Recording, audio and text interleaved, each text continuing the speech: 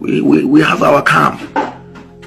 Gentle Yahoo, whatever you call himself, and those who are involved in that unfortunate incidents that are happening anywhere in the state.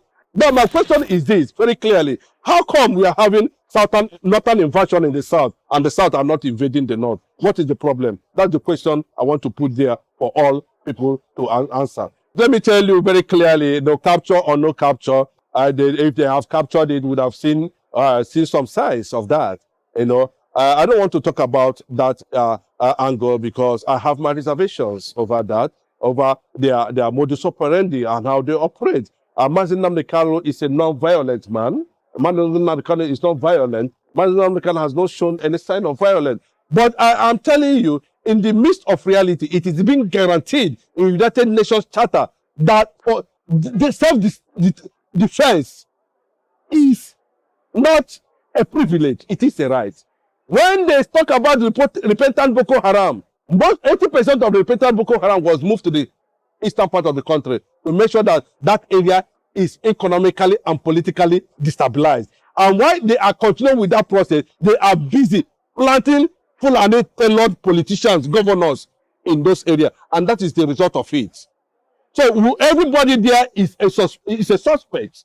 We don't know what we are talking about. The only person who can come and define this moment for anybody to listen to is not even the Eastern governor. It is Mazi Nnamdi Kanu. He is the symbol of 85 million Biafrans all over the world. And whatever he says becomes law and order. As simple as that. There's no two ways about it. Thank you. Wow. Mazi Nnamdi Kanu. Wow. Thank you very much, sir. Is Gentle Yahoo, is he a freedom fighter or a terrorist? Yeah, his identity and what he stands for remains a question that every Dick and Harry, including him, will have to answer. I am totally against Igbos killing themselves.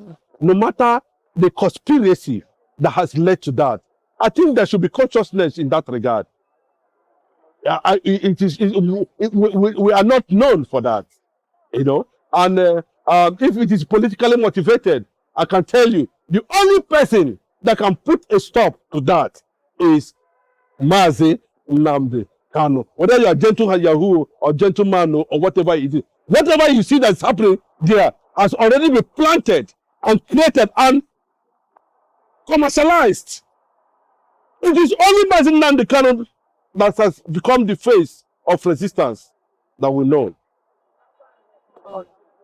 And anything he says, that people, Gentle Yahoo, whatever you call himself, and those who are involved in that unfortunate incidents that are happening anywhere in the state, the only person that can decide the moment is Mazi Nnamdi. But unfortunately, Bola Ahmed Tinubu is suspicious of being part of the jihadist agenda. And that is what Mazi Nnamdi Kanu is facing today. Well, Nigerian government said they have already captured him. Reality, what the young man is doing there, for me, I do not like it. I do not like it. Taking souls away, which it cannot produce the souls. But according to what we heard that Gentle Yahoo is agitating for Biafra. No, it's not a freedom fighter. He's not a freedom fighter? Yes. Then who is he exactly? So it's not a freedom fighter. I can call him a criminal. A criminal? Yes. It's not a freedom fighter. Okay. You're a freedom fighter. In which black form? And what is the name of your group? When you're coming to the people that are fighting for the Biafra nation, we have more than 12 groups. How many groups are you hearing? Is it not let me say, IPOB, MASOP, EIN, Epenche, Zionist, Yamos, a lot of them, and BLF, Biafra Liberation Front.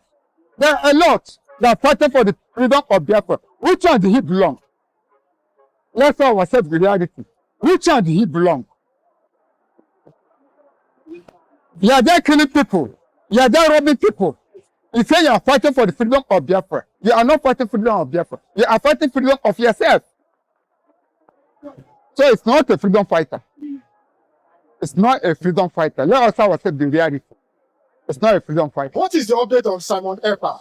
Well, I think after Simon Ekpa served a 6 years jail terms in Finland, will you be transferred? God, let me tell you, a lot of things like this has happened. It happened to Awolowo. It happened to George Bush of America, Washington, of America, George Washington of America. A lot of leaders, what of Muhammad Gandhi? So many leaders have gone through what Simon Ekpa is going through. That's the fact. No matter how you see it, Awolowo was imprisoned, but today the Southwest are enjoying his legacy. Nobody should celebrate when a man is struggling to define the moment and the destiny for himself. If you are mocking Simon Ekpa, you are mocking Simon Ekpa. He's already paving way.